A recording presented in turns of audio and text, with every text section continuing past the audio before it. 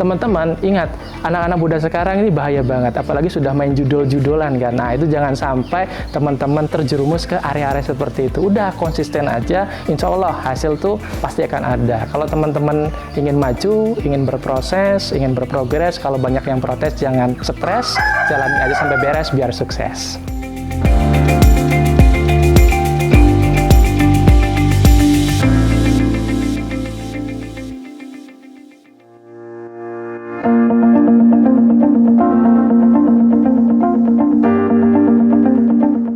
Assalamualaikum warahmatullahi wabarakatuh. Perkenalkan, nama saya Muhammad Ibnu Rizky, biasa dipanggil Mas Ibnu. Saya merupakan owner dari PT Ombah Group Indonesia. PT Ombah Group Indonesia ini berlokasi di Blok Duku Malang, Kelurahan Tuk Mudal, Kabupaten Cirebon. Ya, jadi dulu mulai Ombah Indonesia kita pertama kali bergerak di Yogyakarta. Dulu awalnya waktu COVID 2020, kuliah itu nggak tahu mau ngapain gitu kan. Alhasil kami mengikuti program Vessel di Universitas Muhammadiyah Yogyakarta. Dari program itulah nama Ombah itu tercetus melalui pengolahan sampah organik.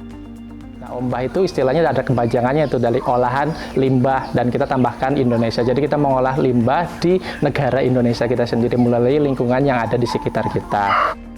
Nah, kemudian dari adanya startup yang kita bentuk di Yogyakarta, kita melalui base core-nya Sociopreneur di Yogyakarta dengan memberdayakan 5 desa, yaitu dengan mengolah sampah organik dari rumah tangga. Dan kemudian dari hasil sampah organik yang diolah sama Maggot, dari hasil warga-warga tersebut kita tampung, terus kita jual belikan kembali.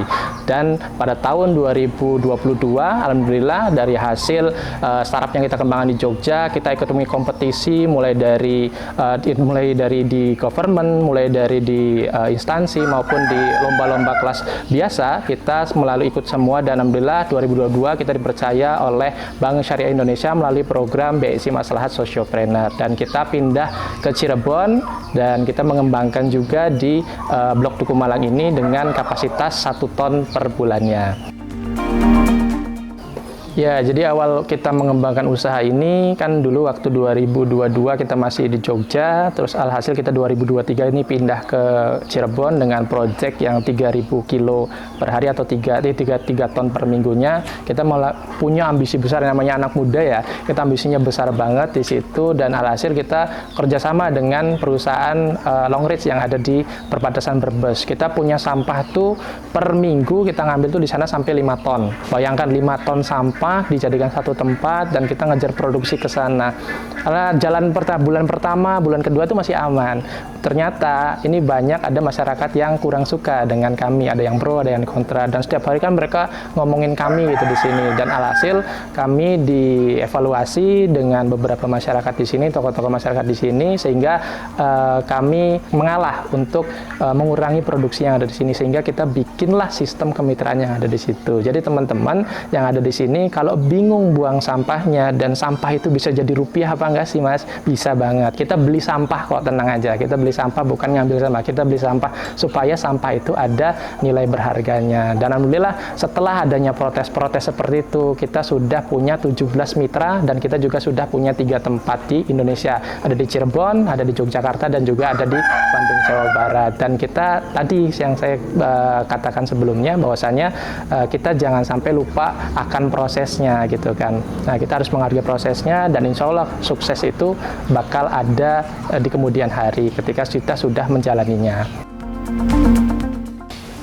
Nah, jadi kalau maggot itu sendiri, itu tuh dari lalat. Lalat itu kan biasa kita tahu kan lalat yang hijau, lalat yang ada di buah. Nah, ini lalatnya beda. Ini namanya lalat black soldier fly.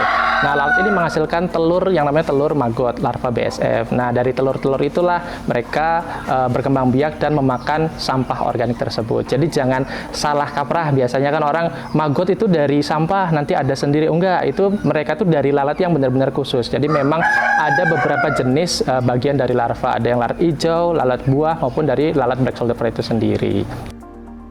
Ya, jadi kalau untuk budidaya maggot itu sendiri, memang pada dasarnya kan itu kita bersaing dengan polusi ya.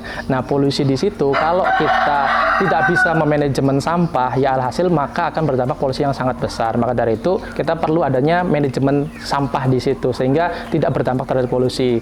Dan kedua tantangannya itu yang paling berat yaitu adalah konsistensi.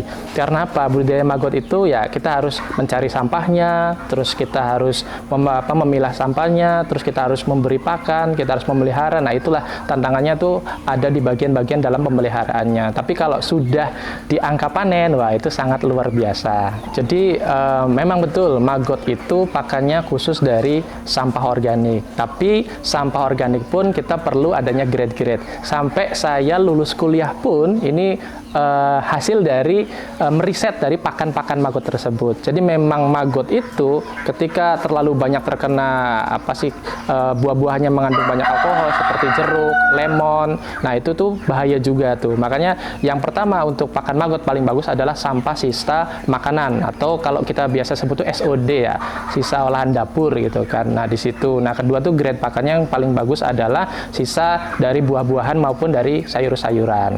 Kayak gitu. Jadi memang ada tahapan-tahapannya. Tapi ada yang perlu dihindari kayak daun bawang, jeruk, terus kulit lemon, itu bawang itu memang harus dihindari betul-betul.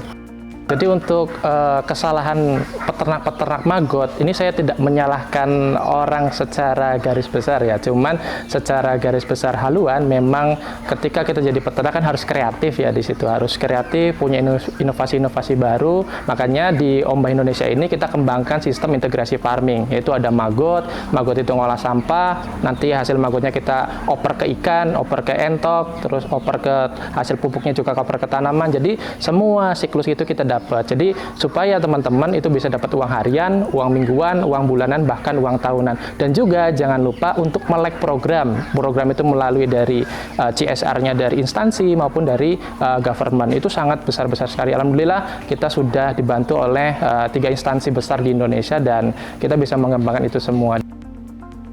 Ya, jadi kalau untuk maggot itu sendiri mudah banget ya. Kalau teman-teman punya wadah kayak kotak kayu atau kotak plastik, itu teman-teman sudah punya asetnya terlebih dahulu. Nah, kalau persiapannya apa aja sih sebenarnya? Kalau teman-teman misalkan susah untuk mencari bibitnya, itu bisa teman-teman pesen aja di online, itu banyak banget untuk bibit maggotnya, atau datang ke peternak maggot itu bisa banget. Dan kalau teman-teman mau ekstrim itu mancing lalernya di luar supaya bertelur di tempat fermentasinya, itu juga bisa juga. Nah, tapi lebih disarankan teman-teman ya beli aja bibitnya di online atau langsung aja di punya toko online-nya di Ombah Indonesia, itu bisa banget gitu kan di situ. Dan selain itu teman-teman harus menyiapkan sampahnya. Biasanya dari 1 gram telur maggot itu bisa menghasilkan 2-3 kilo maggot fresh untuk hasil panennya. Dan itu membutuhkan sampah berapa banyak? Itu membutuhkan sampah kurang lebih 10-15 kilo. Itu kalau yang kita terapkan di sini. Makanya bagus banget tuh, 1 gram aja bisa menghasilkan 2-3 kilo dan bisa menghabiskan sampah maksimal di 15 kilo dengan waktu rentang 15 hari. Perawatannya mudah banget. Jadi kalau misalkan kita ada yang sampah plastik atau sisa-sisa yang serat-serat kasar, itu dibuang aja. Dan ketika sudah mulai besar itu harus mulai dipisahkan antara hasil olahan si pakannya itu, kayak dari pupuknya itu kita harus kurangin supaya si maggot itu bisa bergeraknya lebih bebas dan bernapasnya tuh bisa lebih enak gitu. Karena kalau kita nggak ada perawatan di situ, maggot kan melakukan proses fermentasi terus, biokonversi ya bahasa itunya. Nah, di situ itu di kotaknya itu terjadi proses fermentasi yang panas banget karena dekomposisi itu terjadi di situ gitu. Nah, makanya teman-teman harus proses hanya bolak-balik tuh pemeliharaannya. Paling gampang tuh bolak-balik aja, sama diambil serat-seratnya kayak gitu. Nah, kalau di Ombah sendiri kita perlu waktu 2 minggu aja. Jadi telur itu 7 hari secara penetasan, 7 hari lagi untuk proses pemanenan. Jadi kalau teman-teman bingung gitu, gimana sih harus mulai budidaya maggot terlebih dahulu, ilmunya nggak ada. Kalau kita belajar di mana-mana kita masih belum dapat ilmunya, main aja ke Ombah Farm. Kita ada di Blok Tugu Malang, di Kelurahan Tukmudal, Kecamatan Sumber, Kabupaten Cirebon. Silahkan datang saja secara gratis. Kalau mau pelatihan intens juga kita ada pelatihannya. Nanti teman-teman kita bikinkan susun anggarannya, susunkan gimana skema untuk tempatnya, untuk produksinya seperti apa, nanti kita bantu semua, mulai dari bibitnya, mulai dari pakannya, sampai hasil panennya pun kita tampung di situ. Jadi jangan khawatir kalau maggotnya itu nggak laku gitu.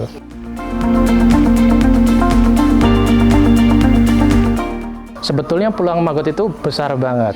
Saya kebutuhan maggot itu per minggu itu bisa di angka 3 ton.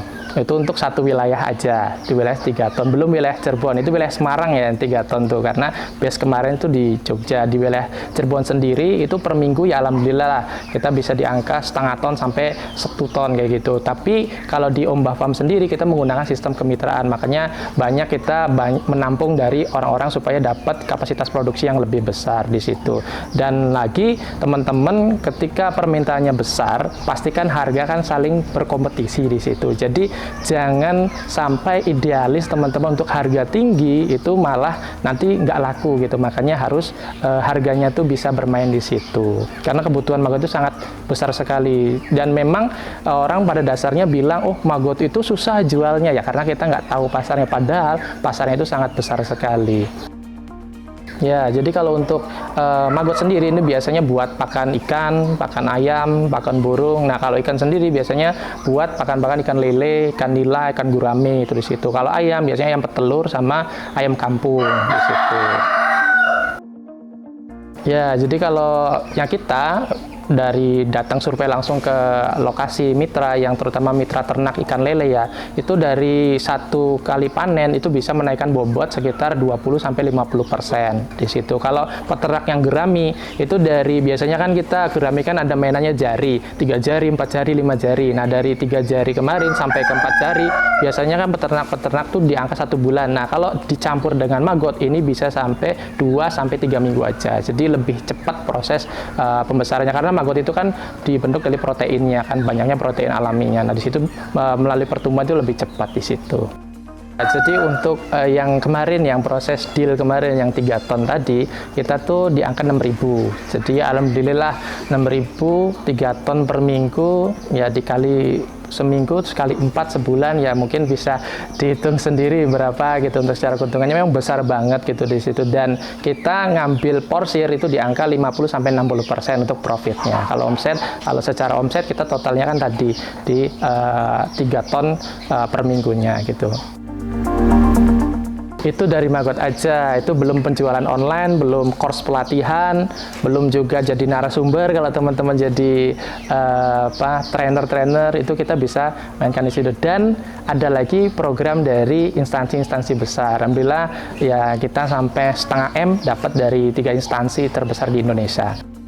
Tantangan terbesar sih dari diri kita sebenarnya ya, karena apalagi anak muda ya, saya usia 25 tahun, kalau misalkan kita nggak konsisten, tantangannya itu ambruk semua. Peternakan nggak keurus, pertanian nggak keurus, farm juga nggak keurus gitu kan. Jadi memang tantangan terbesar dari diri kita, dari konsistensinya. Dan kedua, tantangan terbesar adalah anak muda adalah modal kan di situ kan. Harus modal besar, punya lahan segala macam. Tapi teman-teman jangan khawatir, bahwasanya banyak komunitas-komunitas atau link-link yang di sana yang bertebaran melalui program-program itu banyak banget di situ. Kayak penyewaan lahan, terus kita bisa kolaborasi buat manajemen lahan itu sendiri gitu. Itu banyak banget di situ. Dan yang penting teman-teman melek, apalagi teman-teman mahasiswa. Teman-teman mahasiswa itu banyak sekali dana-dana yang jenisnya itu hibah melalui perlombaan. Teman-teman tinggal punya ide, didaftarkan di perlombaan, nanti teman-teman bisa dapat pendanaan di situ. Terus gimana Mas cara bikin proposalnya segala macam? Udah datang aja ke sini, nanti kita ajarkan gimana cara bikin proposalnya, gimana cara pengajuannya, dan gimana cara presentasinya, nanti kita ajarkan semua. Jadi kalau kita tergantung mau kapasitas berapa. Kalau kita mau kapasitas kecil ya kita modal 100.000 juga udah bisa modal di situ. Tapi kalau kita mau mulai kapasitas besar tergantung kita mau pakai kapasitas di berapa. Misalkan di sini kan di Ombah Farm kita kapasitasnya 1 ton per bulannya. Nah 1 ton per bulannya tuh kita menggunakan 120 box. 120 box tuh kurang lebih kita menganggarkan di angka 20-30 juta. Itu belum termasuk lahan kayak gitu. Jadi memang tergantung investasi dari teman-teman itu sendiri. Kalau teman-teman pakai box-box yang biasa itu lebih murah lagi, tapi karena kita ngitung jangka panjang, box ini bisa lebih awet ya kita pakainya agak mahal kayak gitu. Tinggal bebas sih pilihannya di mana. Mulai dari 100.000 pun teman-teman sudah bisa mulai budidaya maggot. Jadi jangan khawatir. Jadi telur maggot itu kayak emas bener-bener, namanya apa ya, sampah jadi rupiah tuh bener-bener itu. Nah, di telurnya itu sendiri itu kita jual per gram. Kalau kita jualan di sini itu di angkanya 3.000 per gramnya kalau jual di lokalan atau offline ya. Tapi kalau kita jual online, kita start from-nya dari angka 6.000 sampai 7.000. Jadi lebih tinggi lagi tuh, dan alhamdulillah tuh sehari-hari kita bisa tembus di angka 50 sampai 100 gram. Jadi kalau untuk maggot di sini kita tuh biasanya gunakan buat pakan mentok kita, pakan ayam kita, pakan ikan kita. Jadi supaya kita nggak terlalu membeli pakan dari pabrikan, karena kan kalau kita beli pakan pabrikan terus kan boncos tuh di situ, apalagi harga pakan pabrikan selalu naik. Makanya kita harus punya stok-stok pakan alternatif dari maggotnya, terus dari hijauannya kita ngambil dari tetangga gitu kan. Kita memang harus diintegrasikan. Nah, terutama dari maggotnya itu sendiri. Kalau maggot kan makannya sampah organik itu diolah sama maggot. Nah, maggotnya nanti buat ikan. Nah, terus nanti dari hasil kotoran maggotnya itu dari tanahnya itu jadi ke pupuk. Nah, itu kan bisa jadi diintegrasikan semua. Maggot buat ikan, maggot buat entok, maggot buat ayam, itu bisa semua. Dan pupuknya buat ke tanaman. Nah, maggot juga itu kan punya cangkang. Jadi siklusnya maggot tuh Mas, itu tuh ada namanya dari fase dewasa menuju fase pupa. Nah, fase pupa ketika kalau di kupu-kupu namanya kepompong lah. Nah, di kepompong itu kalau sudah lepas dari cangkangnya itu bisa dijual belikan juga. Nah, itu ada harganya semua. Dari mulai telur, dari fase remaja, dewasa, pupa, sampai dapat bangkai lalatnya pun itu bisa dijualin semua. Dan itu bisa dipakai ke peternakan kita. Jadi namanya integrasi itu kita bisa berputar, sirkuler kayak gitu. Jadi kita rencana ke depan insya Allah di PT Ombak Group Indonesia kita mau menggunakan konsep namanya mitasi, mini agrowisata berbasis cycle. Recycle-nya tuh kita mengolah sampah tapi ada integrasinya di situ. Dan integrasinya ini kita ada pertanian, perikanan, peternakan. Nah, di situ ada semua. Tapi kita menggunakan sistem teknologi. Teknologinya tuh kita menggunakan IoT. Jadi supaya ada oke Google, tolong siram air. Nah, jadi supaya otomatisnya kita juga punya. Karena apa? Base kita ke depan ini menjadikan tempat agroeduwisata buat anak-anak edukasi, dan terlebih di Kabupaten Cirebon ini sendiri belum banyak yang mengembangkan agroeduwisata yang berbasis teknologi kayak gitu. Jadi kita pengen benar-benar mengedukasi bahwasannya ini loh Cirebon juga punya ikon gitu loh, dan punya anak muda yang bisa mengguncangkan Nusantara sampai dunia itu kita juga punya gitu di Kabupaten Cirebon.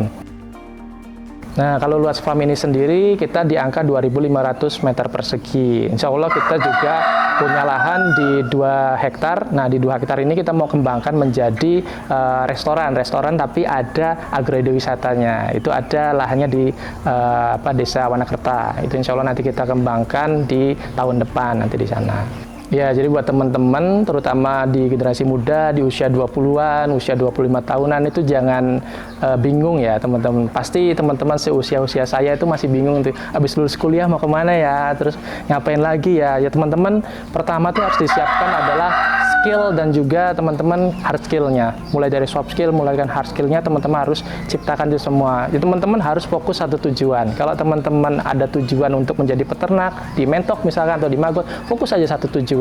Biasanya kita tuh jarang fokus yang ada di satu tujuan. Jadi kita harus menghargai banyak proses lah, jangan sampai kita menghasilkan yang instan aja. Dan teman-teman ingat, anak-anak muda sekarang ini bahaya banget, apalagi sudah main judol-judolan kan. Nah, itu jangan sampai teman-teman terjerumus ke area-area seperti itu. Udah konsisten aja, insya Allah hasil tuh pasti akan ada. Kalau teman-teman ingin maju, ingin berproses, ingin berprogres, kalau banyak yang protes jangan stres, jalanin aja sampai beres biar sukses. Oke, terima kasih buat semuanya. Harapan kami memang di Ombak Indonesia, saya selaku owner di PT Ombak Group Indonesia memang mengharapkan kita menjadi percontohan, jadi pelopor di Kabupaten Cirebon menggunakan sistem IoT yang berbasis agroeduwisata, dan kita mengembangkan di pemberdayaan masyarakat itu sendiri dengan harapan teman-teman banyak bisa berkolaborasi dengan kita, dan minta tolong dukungannya buat masyarakat Kabupaten Cirebon, di Kota Cirebon, bahkan di luar Cirebon. Semoga kita bisa menjalankan ini dengan amanah dan bisa lancar dalam menjalankannya. Kayak gitu. Ombak Indonesia, basmi sampah cara mudah. Terima kasih. Assalamualaikum warahmatullahi wabarakatuh.